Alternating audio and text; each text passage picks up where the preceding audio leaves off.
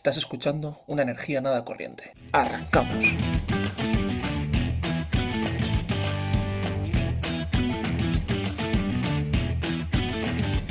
Hoy lo que quería hablar un poquito es de algo que se estila mucho en Suecia y de lo que se está haciendo, hace que sea bastante famosa en el mundo, porque Suecia es capaz de solo tirar a los vertederos cerca de un 1%, un porcentaje muy pequeñito de su basura.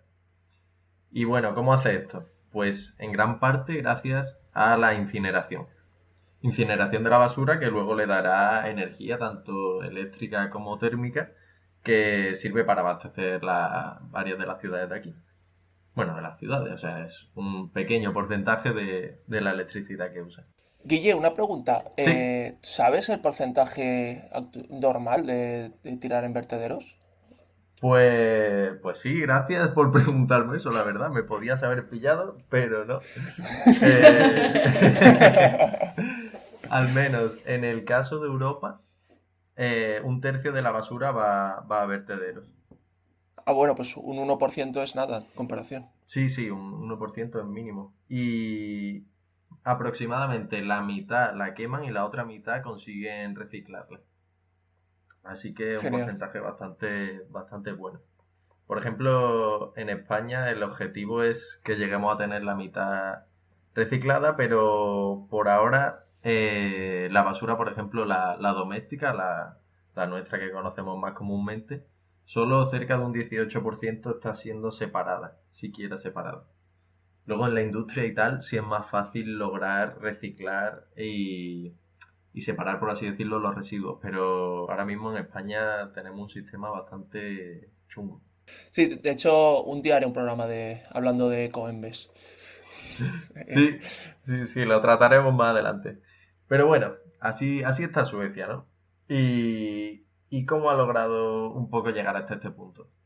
Pues una de las claves es que no hace mucho, por ejemplo, consiguió que un equipo dedicado únicamente a instaurar legislaciones relativas a la economía circular fueran asesores del gobierno.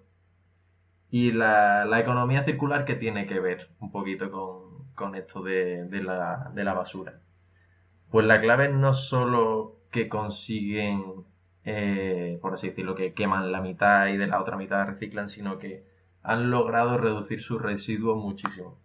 Y yo cuando vine a vivir aquí lo vi, o sea, la mentalidad que tienen tienen muchísimas tiendas de segunda mano.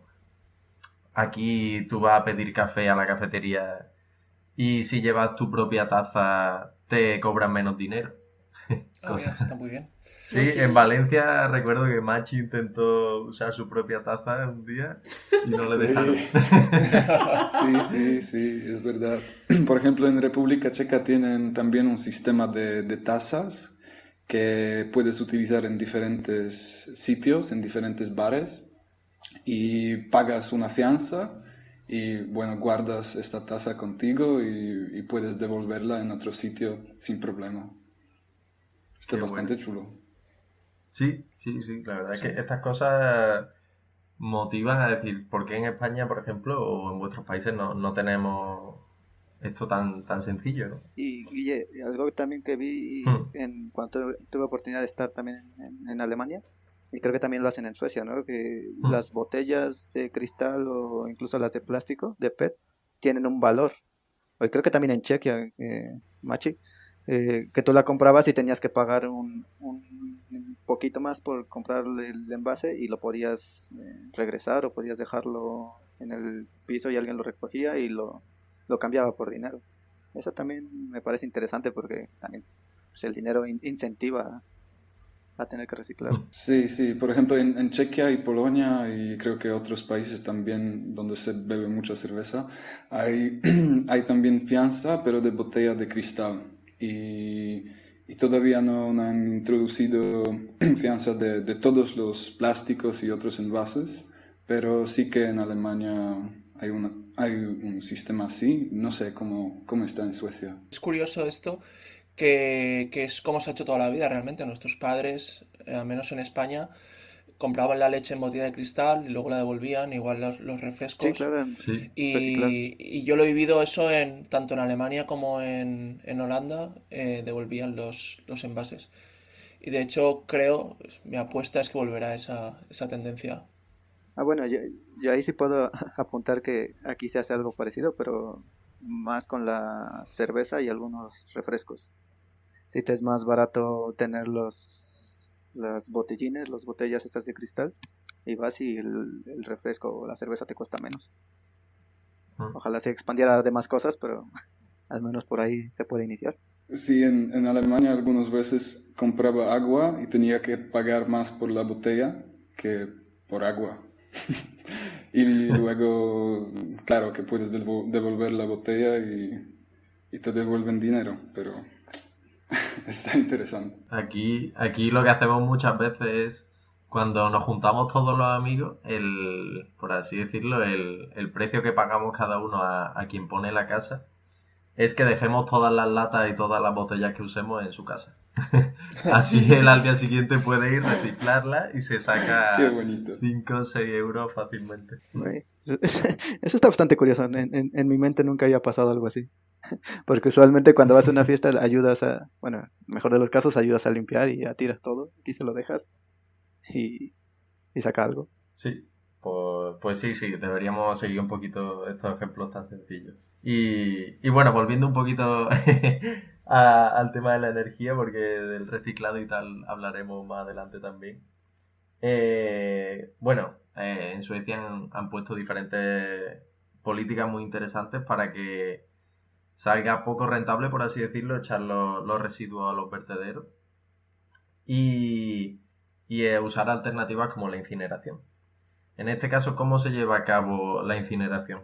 Pues cuando la basura llega hasta las centrales estas enormes de tratamiento, se intenta primero que se haya dividido y pretratado toda la basura, se separa metal, vidrio, papel y orgánico y básicamente lo que se pueda reutilizar o reciclar. Y, y bueno, hay diferentes técnicas, por así decirlo, de incineración. Bueno, está la incineración y por otro lado la producción de biocombustibles a partir de la basura. Hmm. Que bueno, está básicamente es, por un lado puedes o calentar esa basura o ese residuo orgánico generalmente y sin llegar a prenderle fuego, por así decirlo, de él se saca gas que se denomina biogás, ¿no? Y luego se puede licuar o se puede Sí, pero utilizar es como tal. metano realmente, es como gas natural. Exacto. Consigue gas natural al final. Y que también está muy bien. O la digestión anaerobia. No sé si os suena, seguro que sí, que se Anaeróbica. produce anaeróbica. También anaeróbica. No, sí, sí, que se produce de forma natural de por sí en los vertederos. Que hay bacterias que se van comiendo la basura y van generando este metano. Sí, anaeróbico lo Hmm. que quiere decir es que es una reacción que se produce con déficit de oxígeno, o sea, falta oxígeno en la reacción. Eso se hace poniendo capas de basura encima de...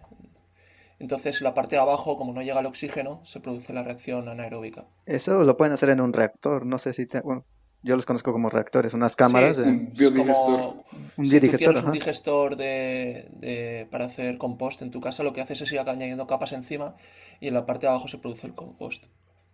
Sí, pero para luego utilizarlo como un combustible, por ejemplo, para los coches, tienes que hacer, no sé cómo se llama en español, pero en inglés es upgrading.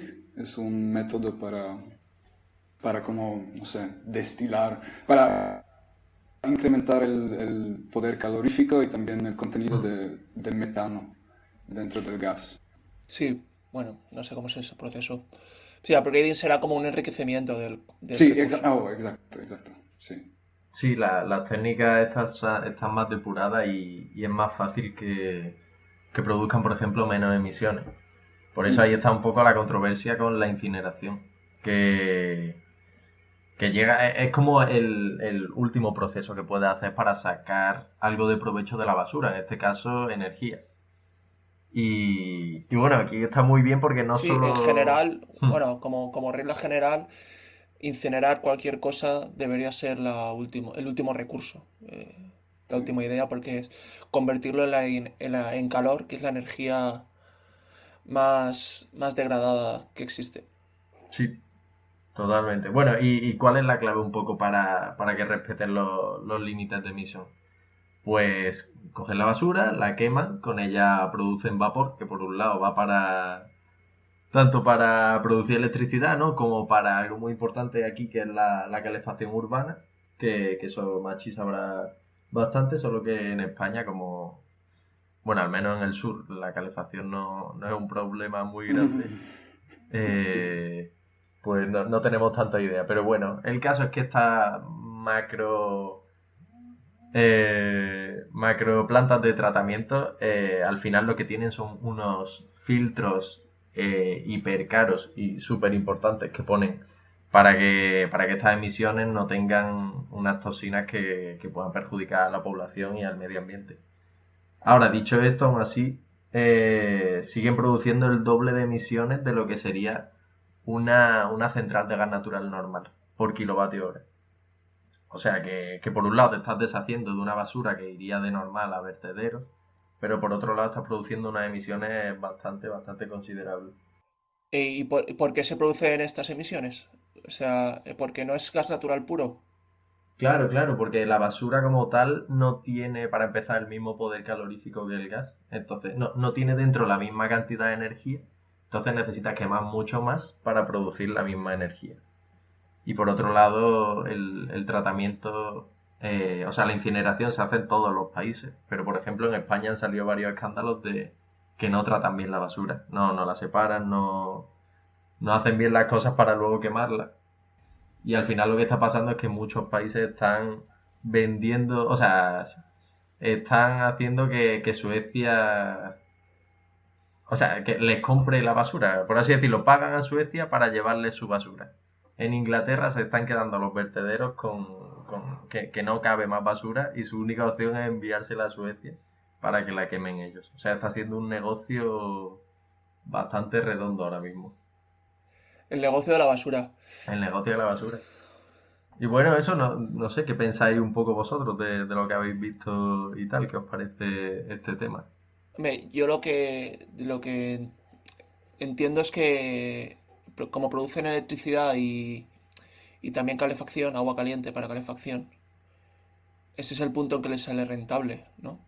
Hmm. Porque si lo quisiéramos hacer en España, no tenemos sistemas de calefacción centralizada de toda la ciudad, que es lo que llaman el district heating, no sé cómo se traduce, pero...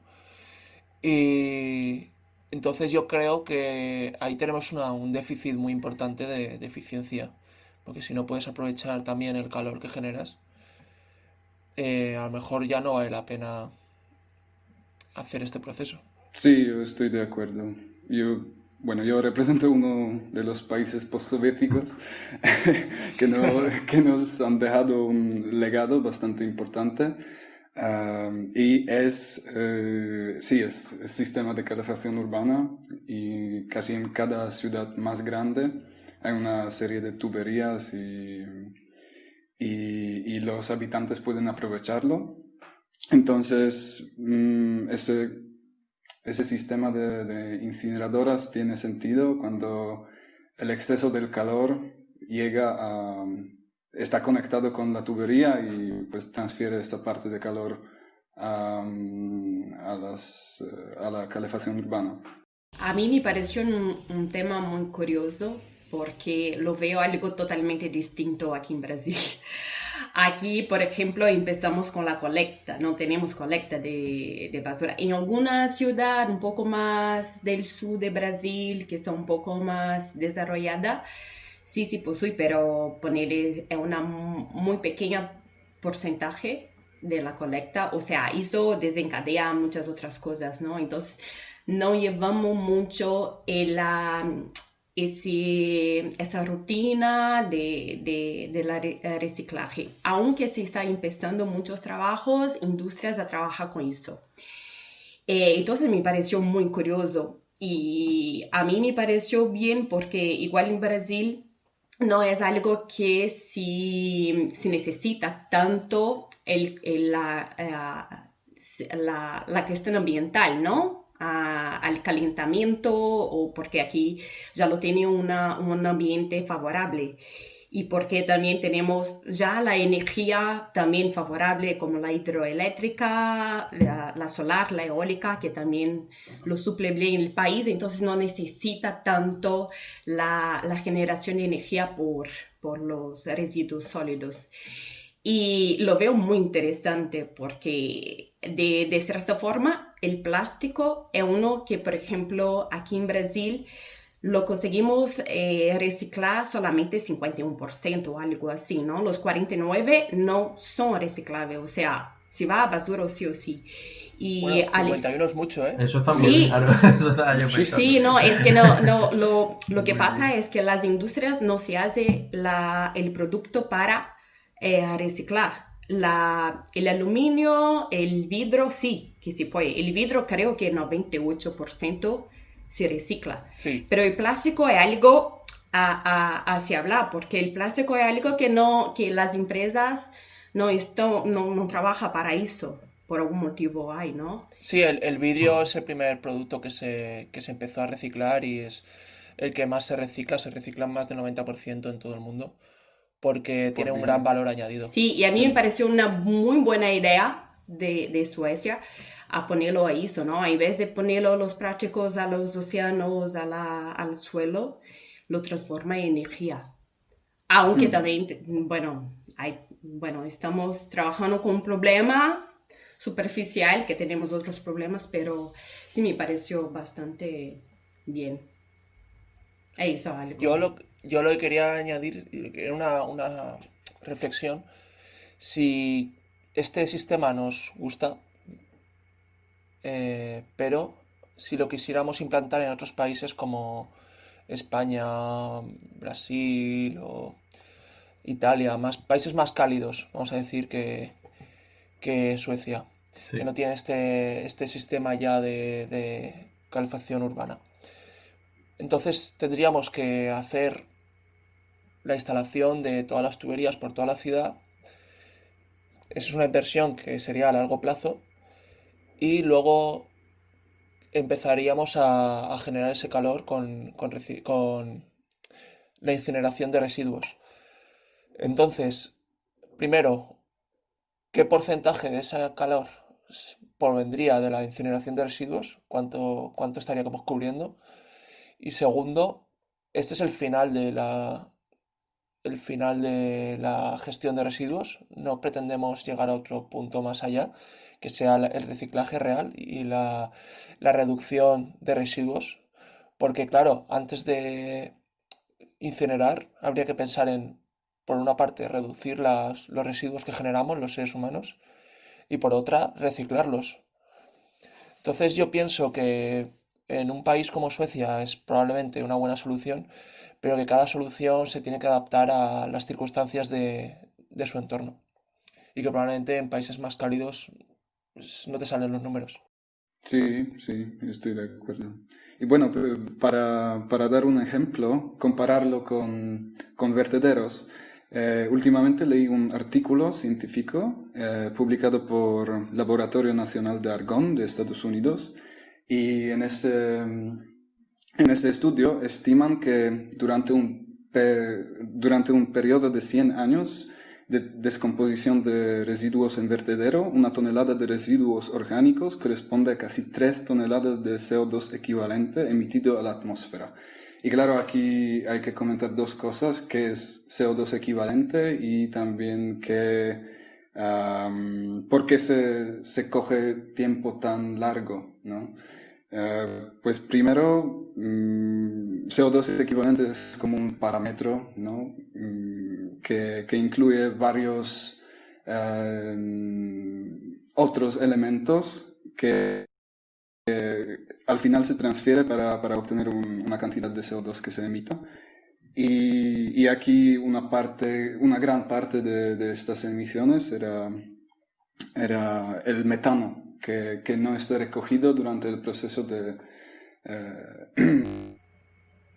durante ese tiempo. Sí, y eso es que más contribuye a estas emisiones. Y segunda cosa, ese periodo de estudio es porque el metano se empieza a producir después de unos 10 años. Entonces, por eso es tan grande, pero en comparación con... Bueno, para mí, 3 toneladas de CO2 que se emitan de 1 tonelada de residuos es cantidad enorme. Y quemándolo, pues, teniendo en cuenta todo el sistema de limpieza y depuración de humos, pues ahorramos muchísimo de CO2. También algo que no hemos considerado, bueno, sí, no se ha tocado, es el hecho de las diferencias en cuanto a demografía. O sea, Suecia tiene 10 millones, casi 11 millones de habitantes. España va por los 30 y algo, ¿no? Si no me equivoco, por ahí anda también Polonia. Y bueno, también es mucho menos si lo comparamos contra lo que podemos producir aquí. También eso complica un poco más poder expandir este tipo de cosas. O que no quiero decir que no se tenga que reciclar, sino que el problema se hace un poco más complejo también.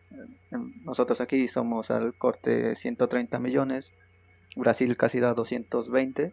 Entonces también hay un cierto grado de complejidad ahí al analizarlo desde una perspectiva más amplia y tomando en cuenta esta demografía y las costumbres y los usos. Creo que también es algo que en lo que tenemos que pensar, sobre todo nosotros, también nosotros de este lado aquí, por cómo abordarlo, por todas esas complejidades.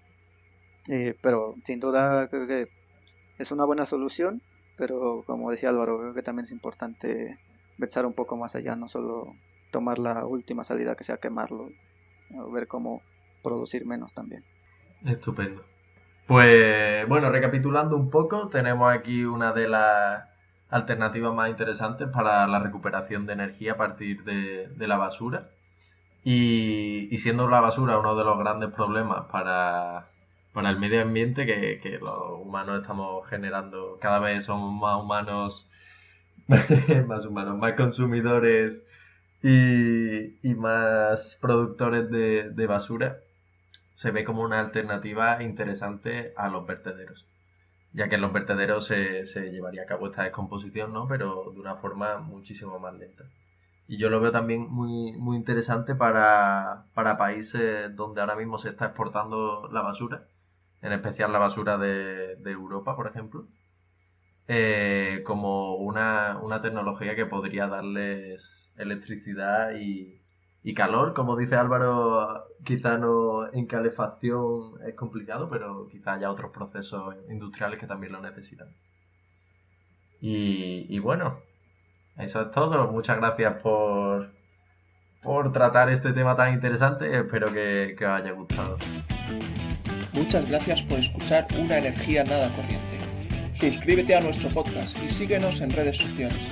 Somos Una Energía Nada Corriente tanto en Facebook, Twitter como Instagram. O puedes escribirnos directamente a nuestro correo electrónico unaenergianadacorriente@outlook.com. Hasta la próxima.